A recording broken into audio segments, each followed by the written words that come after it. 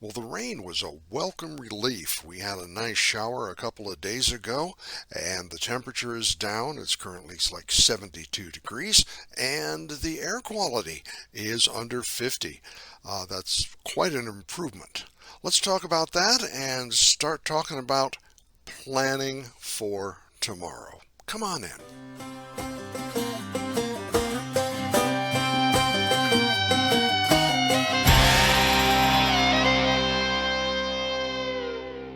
Well, hi, everybody. I'm Bill Bateman, part of the team here at Refuse to be a Victim Personal Protection Training. This broadcast is for September the 11th, and we're following up as promised with a podcast every Monday for National Preparedness Month. That is, of course, the month of September. We talked about last time about how bugging out can turn out to be just like a bad camping trip. It's one of those things that you have to plan for, and it's not a case of what you can stock up on, it's a case of what you can carry. I've got a whole house full of stuff that we've got put by for an emergency, but really, when it comes to heading out the door, each of us is stuck with a percentage of our body weight. I think with my body weight, I'm good for 45 pounds in a pack, except with my back problem, we're going to have to take that down to about 30 pounds. So what you got to carry with you is important.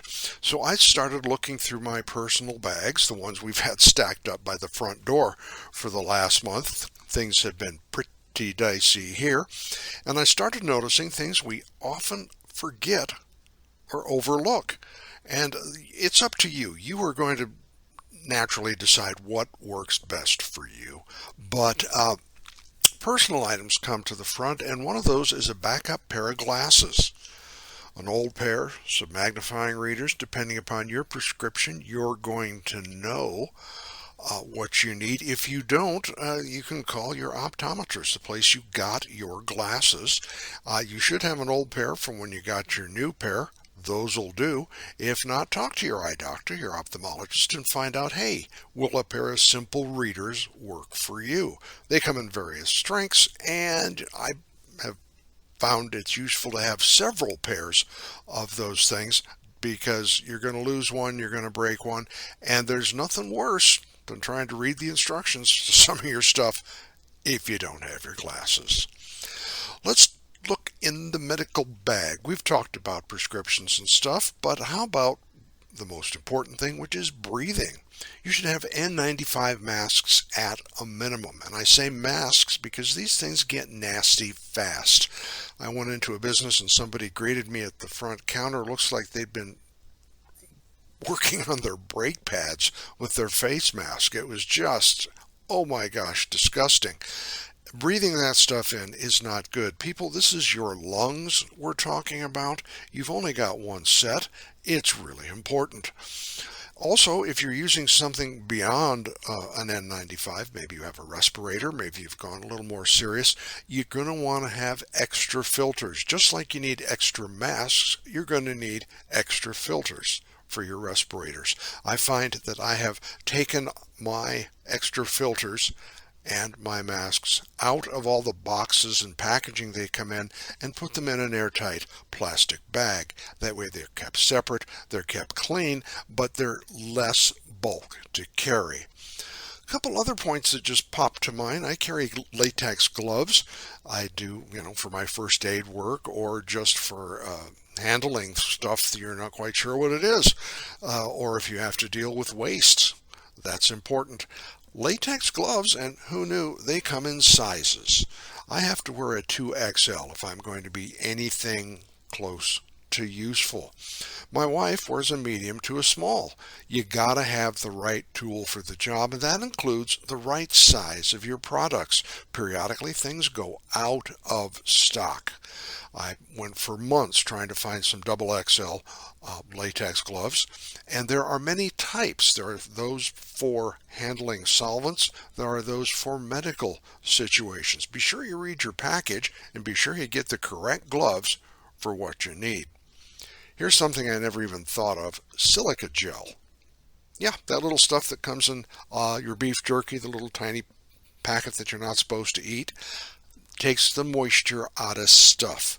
If you're going to be looking at long-term issues of survival, some silica gel to keep those things that should be dry are important. And this stuff is dirt cheap. You can get 50, 60 of those little packets for under $10. They're like 50 cents a piece. Personal medication. Now, I looked in my bag and I did have some of my personal prescription, my meds, but there were some of the ones that had changed because my doctor changes my meds periodically. And let's just go over a list. These are not necessarily what I take, but I know a lot of people need things for blood pressure, anti-anxiety, uh, things like Xanax, muscle relaxer if you get injured.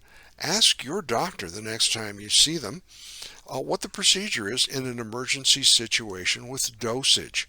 I have some medicine that if I miss a dose, okay, take it the next day. Uh, what can you skip? What can you space out? And what are those things you just can't go without?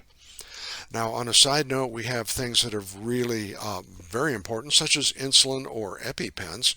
Check with your physician, check with cooler issues.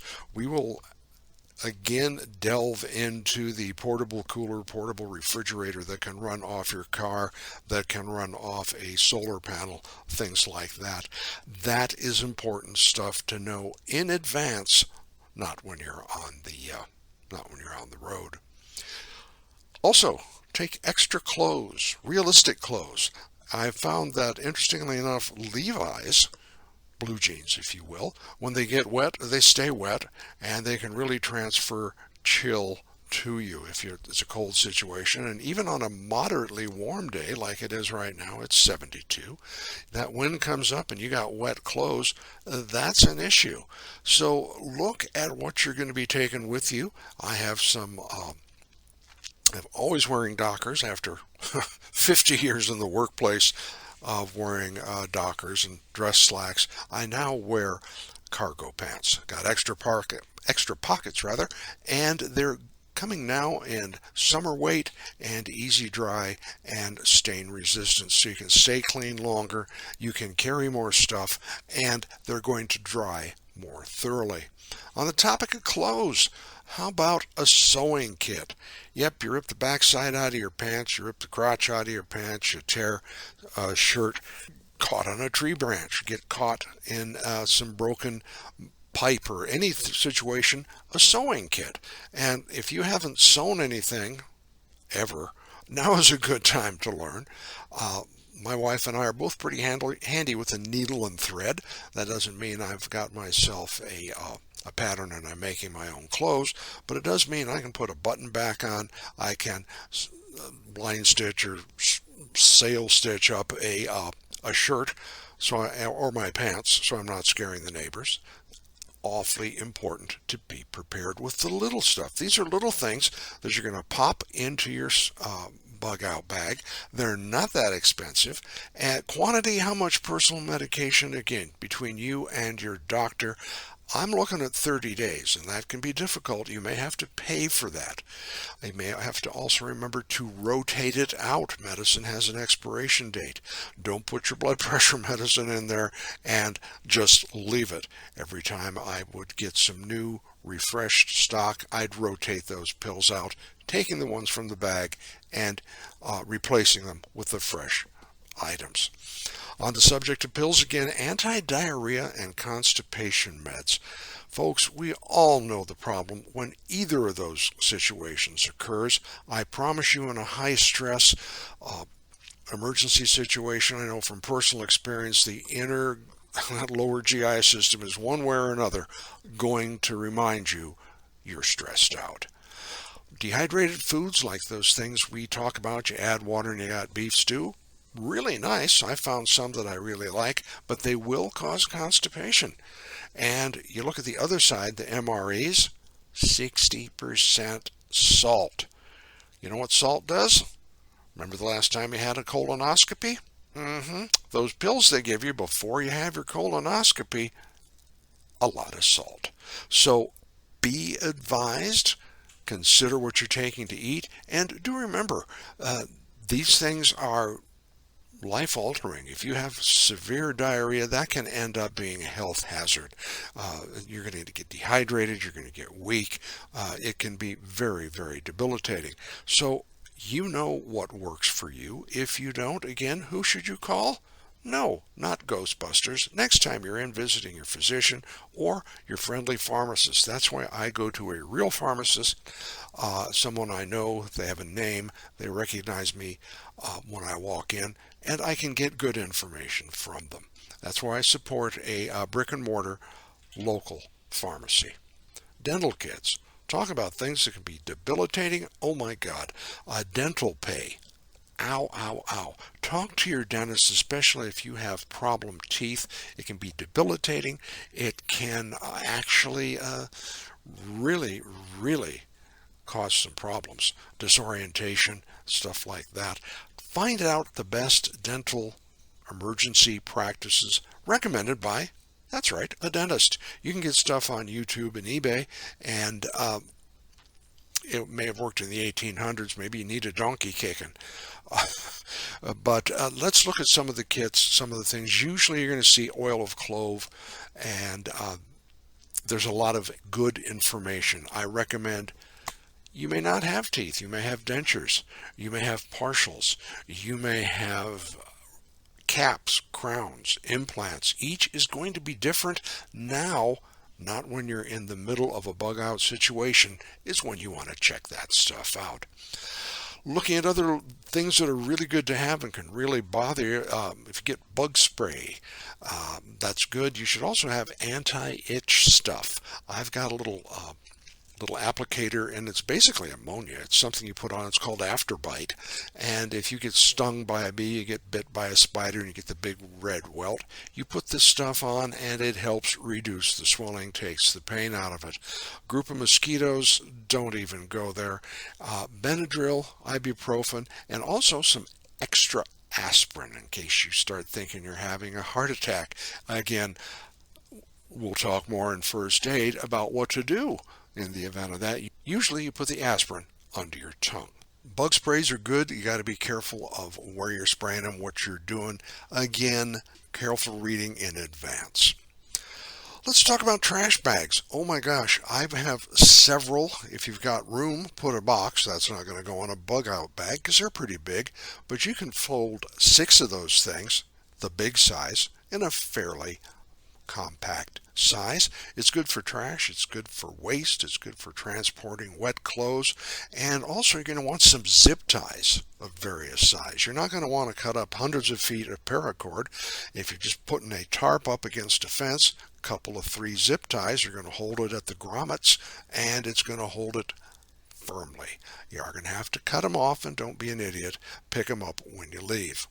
You can also use them as a ground cloth, since you got 6 of them in there. If you don't have one, a little extra something under the sleeping bag, under the tarp. You can even use tarps and trash bags zip tied together to make an impromptu stretcher. Bandanas. Yes, if you're Stevie Van Zandt, you can wear it as a hat wrap, and it looks really, really cool. But they are also good for signaling, for putting around your neck, your head. If you are needing some sort of hat, you can use it for wiping, washing, staying clean. Very good to have a couple of bandanas. Plus, you look cool. What else have we got? Yeah, this is something I missed. Local and regional street maps, and I even am now going to get a topographical or topo map. Those are the ones that show you the elevation and the general terrain you're going to be heading into. It's a little advanced, but once I got it, I was very pleased I did. I recommend you do it as well. Even go to AAA or your gas station or go online and get a regional map. And that's that's when the freeway goes to pieces. What other roads are there? Can you get to the emergency center going down this street? It's important. Another thing that I think is vital is a compass. There are courses on the basics. You need to know how to set the declination.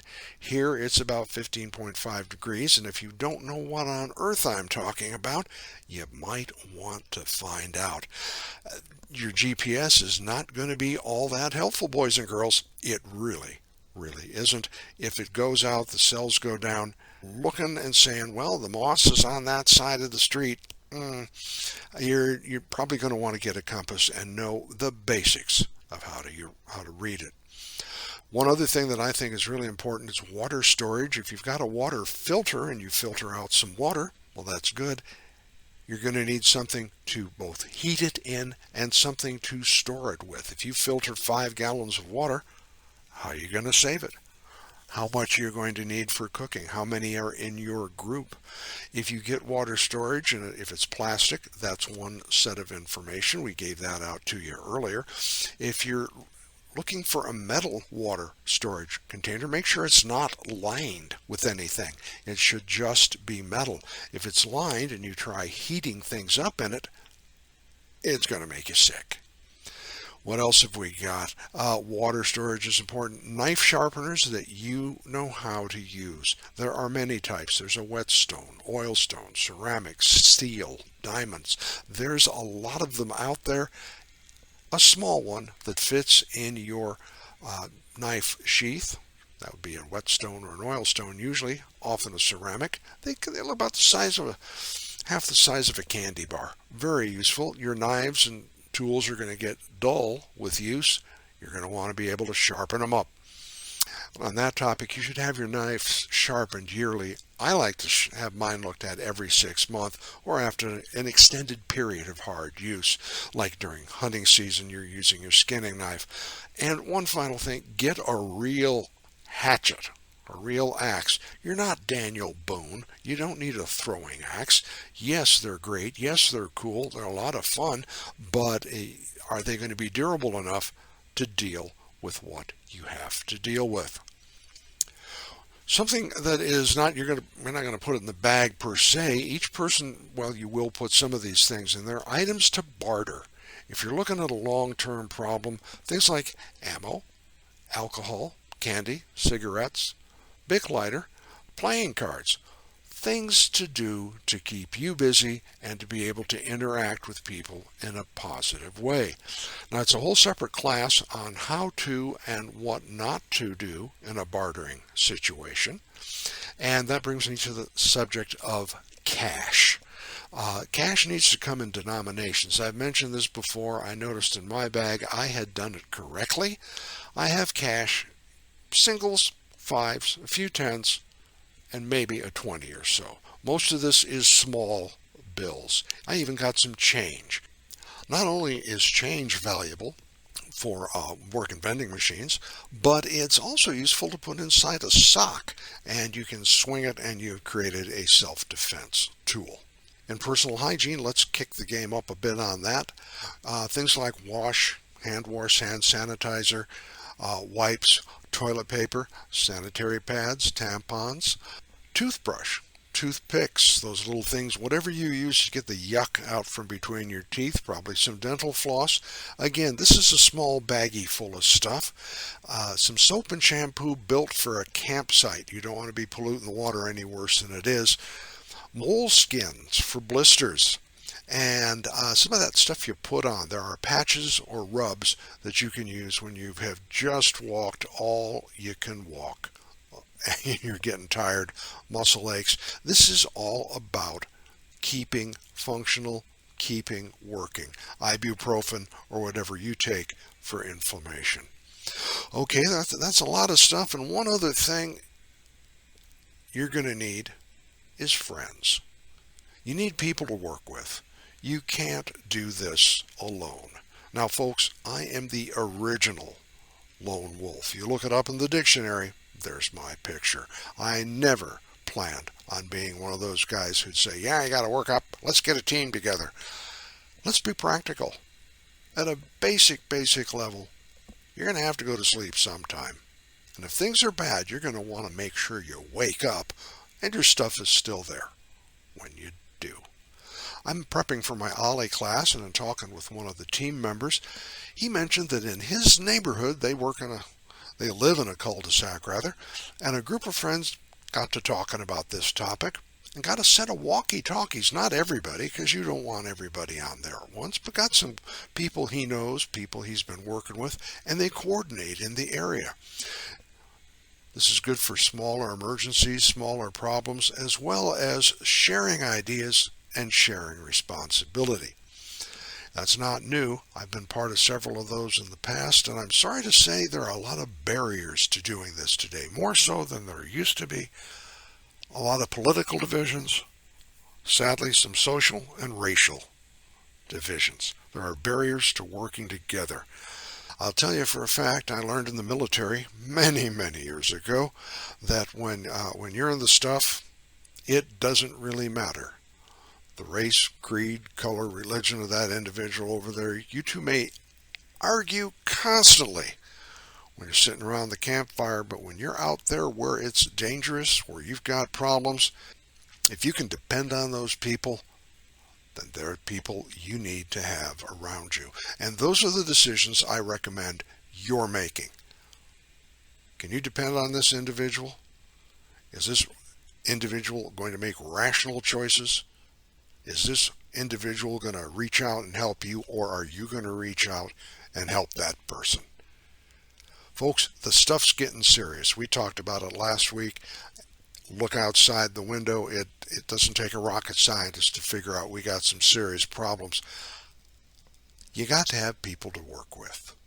You can't do it alone.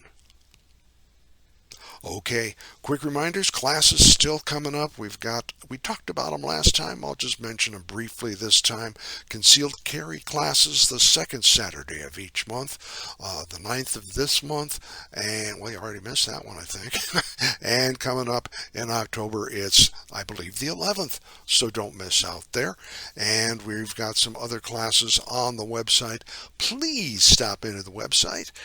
Please take a look at the email we put in your inbox about the new podcast. We are putting out a new podcast every week. If you're listening, you got the email, or you're a regular listener, thank you for doing that. Share this with your friends. I recommend sharing. I would request you download, and if there's a subscribe option on the platform you use, please subscribe. We want to keep you up to date. Also, we got on Facebook, both for the Refuse to Be a Victim and for the podcast, Beyond the Bug Out Bag podcast. So there's 2 Facebook pages up. I'm going to put the links in the front where you log in. Please go and join those pages. And the last thing is 114, I have put a link on the front. That is going to court here shortly, probably this week. It is still the law, even though it's held by a court order. You need to get involved. I'm absolutely flabbergasted for the number of people who, oh, is that a problem? Folks, this is life-changing. Click the link, get the information, take some positive action. And remember, folks, in these conversations, we want to be the adults in the room. That's all for this time. We will be back next Monday with another update. Always welcome your information and your comments. The address is on the front page. Hope to see you at the range or in class or right back here next week. Thank you very much.